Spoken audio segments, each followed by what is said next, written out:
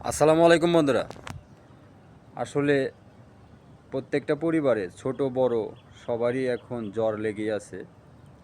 তাই আমরা সবাই সবার জন্য দোয়া করি। হিংসা না করে, হিংসা হচ্ছে একটা পতনের মূল কারণ। হিংসা করা যাবে না। আর আমরা দুর্বল, আমাদের ঈমান অনেক দুর্বল। তাই দুর্বল ঈমান নিয়ে আমরা বড় বড় অনেক সময় কথা বলে থাকি, এসব বলা যাবে না ভাইয়া। আর আমরা দানের হাতটা বাড়িয়ে দিই। দান হচ্ছে বড় হাতিয়ার। আমরা চাইলেই দান করতে পারি না, অনেকেই টাকা পয়সা আছে। ঠিক আছে ভাই, যার যার সামর্থ্য অনুযায়ী আমরা দান করব। আর আল্লাহ রব্বুল আলমের কাছে আমরা সবার জন্য দোয়া করব, সবাই যেন সুস্থ থাকে এই কামনাই করি। হিংসা বিদ্বেষ বাদ দিয়ে সঠিক পথে চলি।